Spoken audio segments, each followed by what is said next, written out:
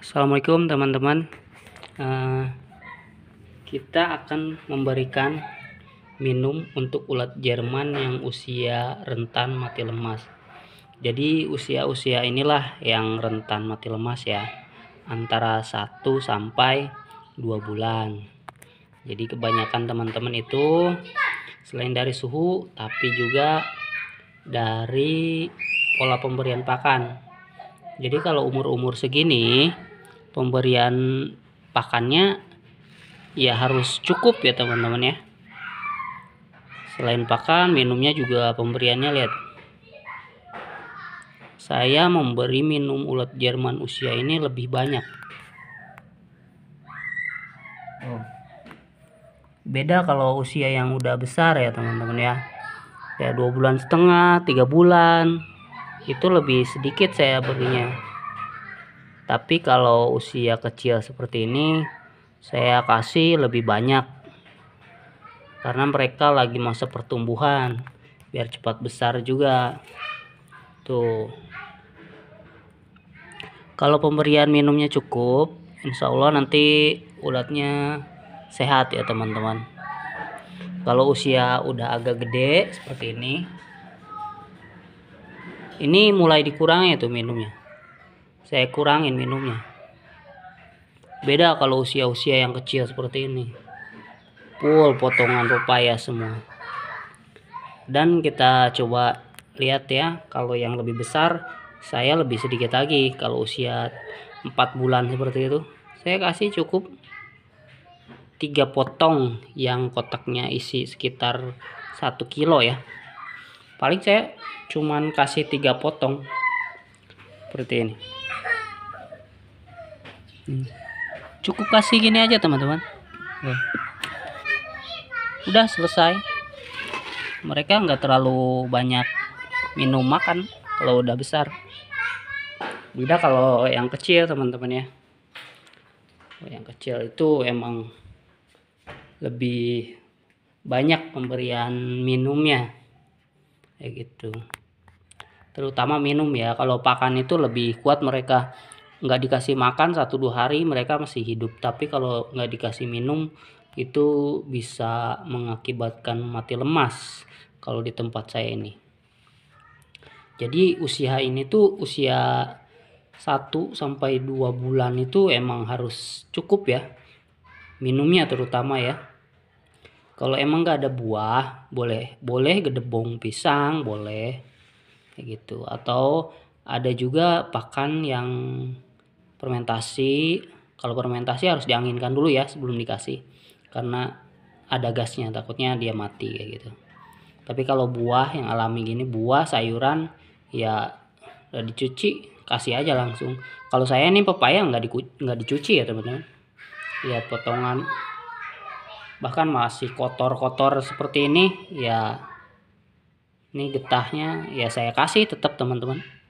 Sebenarnya nggak masalah ya. Cuman kalau emang ulat kita masih sedikit, mungkin itu dicuci lebih bagus ya teman-teman ya. Tapi karena kalau udah banyak ngasih makannya itu agak repot ya teman-teman. Tuh, jadi kayak gitu aja cara pemberiannya. Kalau di usia yang rentan mati lemas itu jangan kurang minum itu, apalagi di daerah yang panas. Di Bogor aja yang suhunya dingin saya ngasihnya banyak kayak gitu.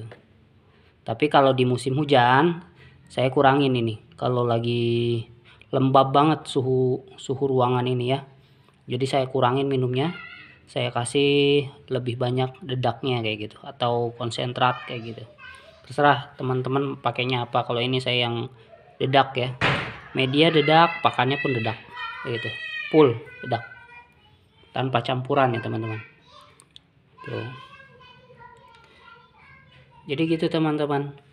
Usia yang rentan mati lemas itu kebanyakan ya kurang minum atau suhunya yang gak stabil. Bisa juga karena stres pengayakan. Nah, boleh diayak tapi jangan semuanya kita kosongkan. Lebih baik kita ambil sebagian gitu. Ambil separohnya kita ayak, kita masukin lagi ke sini. Jadi masih ada tuh sisa kotoran dia. Jadi dia nggak ngerasa diambil rumahnya gitu. Jadi mereka nggak stres gitu teman-teman.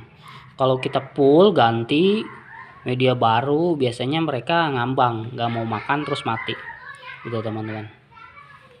Jadi hati-hati juga kalau mau ngayak gitu, jangan full ayak semua, biasanya pada mati. Tapi kalau usianya udah segede gini nih, gini kita lihat ya. Oh, biasanya diayak pun dia diganti media dia tetap kuat ya, daya tahannya udah lebih kuat. Tapi kalau usia-usia yang masih kecil seperti ini itu lebih rentan ya teman-teman. Mohon diperhatikan lagi cara perawatannya, bukan karena medianya atau kualitas kumbang atau bisa suhu, enggak gitu juga.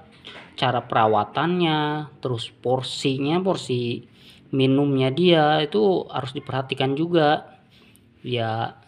Kita belajar bareng-bareng ya teman-teman, kita butuh jam terbang ya kayak gitu, butuh pengalaman.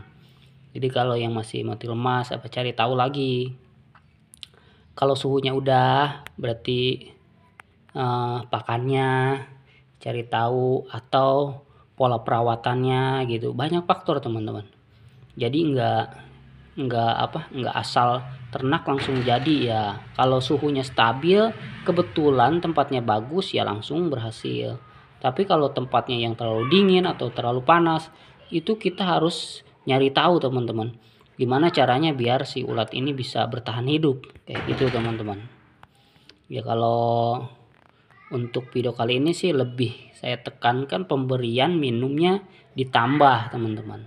Walaupun ini di area atau di tempat yang dingin ya, Bogor itu suhunya dingin ya teman-teman. Jadi tetap pemberian minumnya ini harus tercukupi gitu.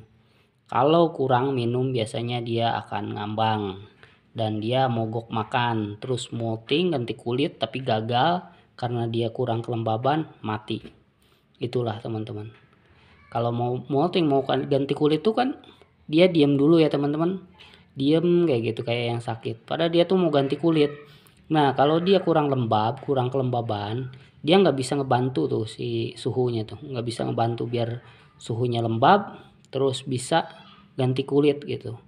Nah, akhirnya dia nggak berhasil ganti kulit, terus dia mati. Tetap aja kayak gitu.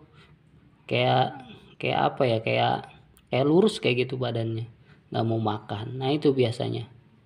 Tapi kalau kelembaban suhu kotak ini terjaga, insya Allah bisa molting mereka. Jadi ganti kulit terus ya hidup kayak gitu, mau makan lagi kayak gitu.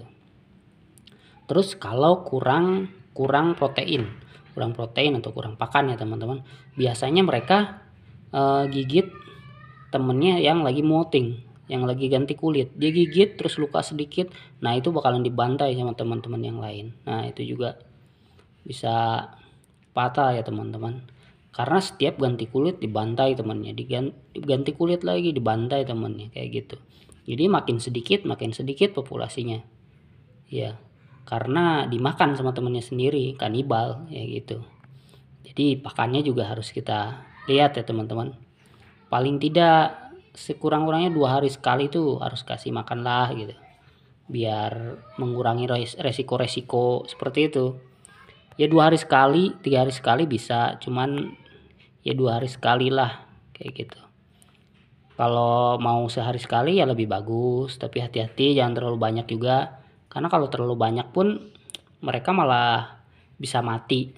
Banyak makan dia malah mati juga gitu teman-teman, karena mereka ketimbun makanan lagi, timbun lagi, jadi berat ya gitu. Ruang geraknya mereka nggak nyaman mereka kayak gitu, atau mereka sesek kayak gitu. Yang bagus itu ya medianya pas lah.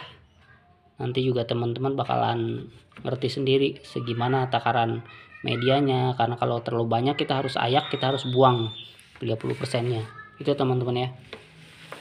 Jadi intinya pemberian minum harus tercukupi Itu intinya ya teman-teman ya. Jadi budidaya ulat Jerman ini memang mudah, tapi kita harus cari tahu ya gimana sih biar si ulat Jerman itu lebih banyak nanti produksi ternak kita. Karena budidaya ulat Jerman ini insya Allah menguntungkan teman-teman. Walaupun di angka rendah, angka terendahnya 30.000 pun masih ada keuntungan di situ teman-teman ya. Apalagi sekarang kalau jual langsung ke kios itu 50 sampai 80.000 itu masuk harganya. Itu sangat lumayan banget. Karena dalam satu kotak ini kan ulat Jerman ini bisa 2-3 kilo ya teman-teman, atau 1 kilo lah, anggap 1 kilo gitu. Kita punya 100 kotak sekali panen aja udah 1 kintal ya teman-teman, kali 30.000 udah lumayan per 15 hari gitu.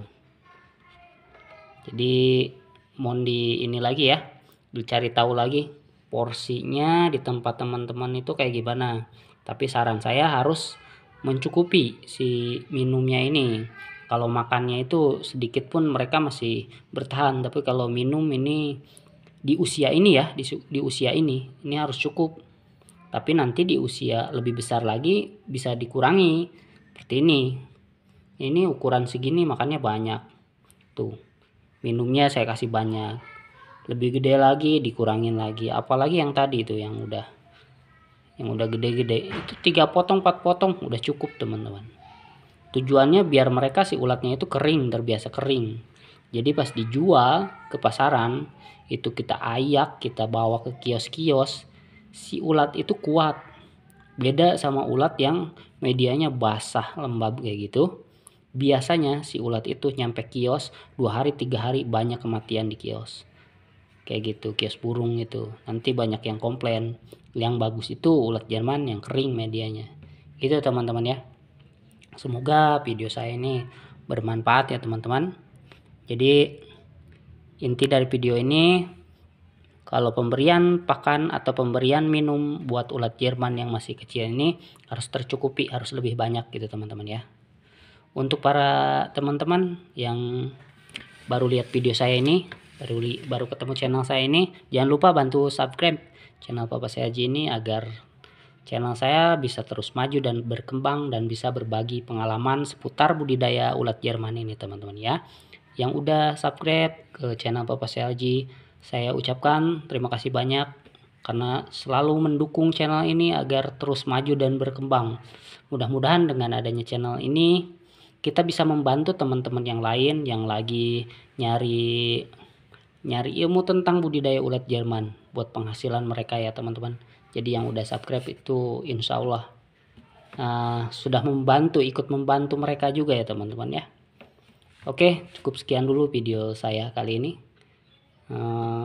Mungkin kita akan bahas lagi video-video tentang seputar budidaya ulat Jerman ini yang lainnya ya, video-video yang lainnya. Oke, cukup sekian dulu. Assalamualaikum.